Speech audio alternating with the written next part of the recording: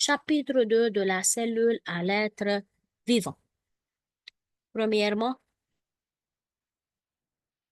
l'organisme est une société des cellules en développement. On trouve des êtres vivants unicellulaires et des êtres vivants pluricellulaires. Les êtres vivants unicellulaires sont constitués d'une seule cellule, comme par exemple le levure qui est un champignon unicellulaire. Les organismes pluricellulaires sont constitués de plusieurs cellules, comme par exemple l'être humain. L'être humain est pluricellulaire, il est constitué de plusieurs cellules. Activité 1, organisation des êtres vivants. Comment les cellules sont-elles organisées dans un être vivant ou dans un organisme? L'organisme ou le corps est un ensemble des systèmes qui travaillent en harmonie afin de maintenir la vie. Chez l'être humain, par exemple, il y a plusieurs systèmes, entre plusieurs systèmes, plusieurs appareils, l'appareil digestif, l'appareil respiratoire, urinaire, circulatoire, tous ces appareils travaillent ensemble pour maintenir la vie de l'organisme. N'importe quel problème dans un appareil provoque une maladie ou un problème dans le corps. Le système ou appareil est un ensemble d'organes variés accomplissant une ou des fonctions bien définies, comme l'appareil digestif est responsable de la digestion, l'appareil respiratoire responsable de la respiration. Chez les plantes, on trouve encore que la plante qui est formée encore de plusieurs systèmes. On a le système racinaire, par exemple. Chaque organe est un ensemble de tissus différents qui se complètent pour assurer la fonction spécifique de l'organe. Exemple d'organes comme l'estomac, le rein, les poumons, le cœur. Chez les plantes, on a les feuilles, la tige, ce sont des organes. Le tissu est un ensemble des cellules ayant la même forme et la même fonction. Exemple, tissu intestinal, nerveux chez l'homme. Chez les plantes, on a tissu chlorophyllien. Le niveau d'organisation de l'organisme. Premièrement, on trouve l'organisme. L'organisme est constitué d'un ensemble des systèmes.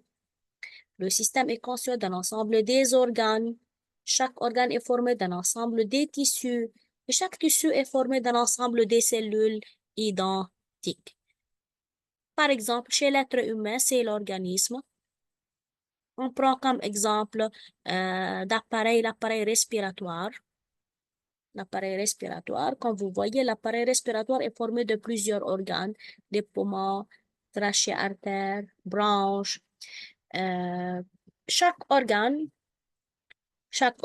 comme par exemple le branche, est constitué d'un ensemble des tissus. On trouve dans l'organe qui est un branche, par exemple, on trouve le tissu bronchique. Et chaque tissu est formé d'un ensemble de cellules identiques, comme vous voyez. Ce sont des cellules identiques. C'est une cellule.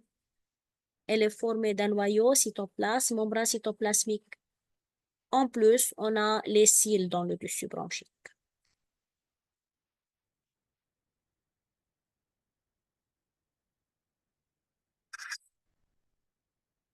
Chez les plantes, c'est l'organisme. L'organisme est constitué d'un ensemble d'organes. La tige est un organe. Chaque feuille est un organe. La fleur est un organe. Racine est un organe. Si je prends par exemple la feuille qui est un organe, je trouve que l'organe est formé d'un ensemble des tissus. Ce sont les tissus. On a tissu conducteur, on a tissu chlorophylien, il y a l'épiderme. Et chaque tissu est constitué d'un ensemble des cellules identiques. Donc, on va voir ce petit vidéo maintenant. Bienvenue dans cette petite vidéo pour vous présenter les différentes échelles d'un organisme, à savoir l'être vivant. Donc, à travers deux exemples, nous allons traiter ces différentes échelles. Ici, une carotte pour l'organisme végétal et le lapin pour l'organisme animal. C'est un organisme végétal et c'est un organisme animal. Chaque organisme est constitué d'un ensemble des systèmes. Ici, la partie supérieure, on verra après les différents organes.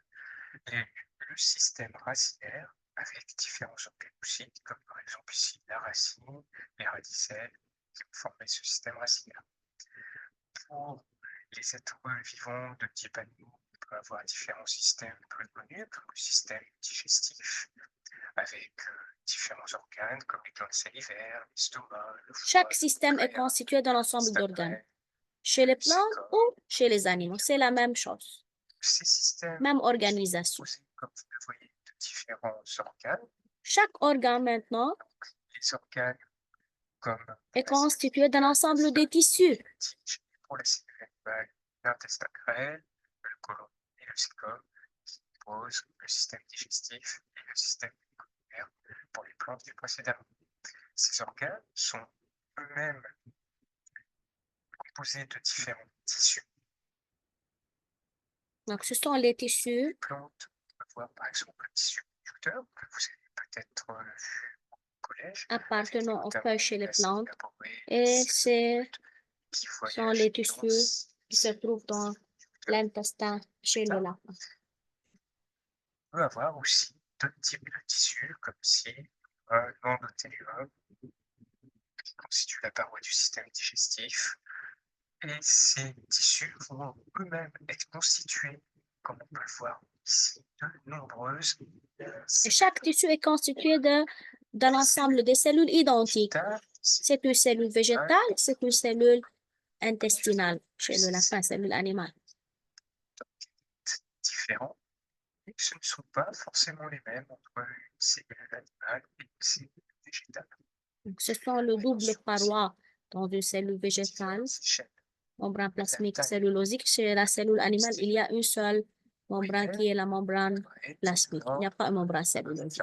donc, Les chloroplaste dans la cellule d'une c'est plante quelque verte. chose qui est microscopique. La cellule animale est dépourvue de chloroplaste. Micro comme microscope, on ne voit pas l'œil.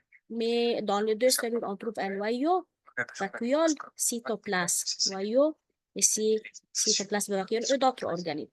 Plusieurs cellules sont plus visibles, mais restent quand même à une taille qui est assez petite.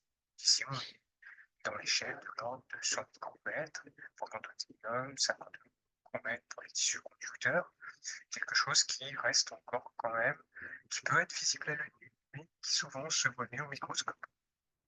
Par contre, pour les organes, là, on est de l'ordre du centimètre, on les voit parfaitement à l'œil nu, simple observation suffit. Idem pour les systèmes et pour les organismes qui sont de différentes tailles. Voilà, j'espère que cette vidéo vous aura bien expliqué les différences entre organismes, organes, tissus et cellules. À bientôt et vive les SVT!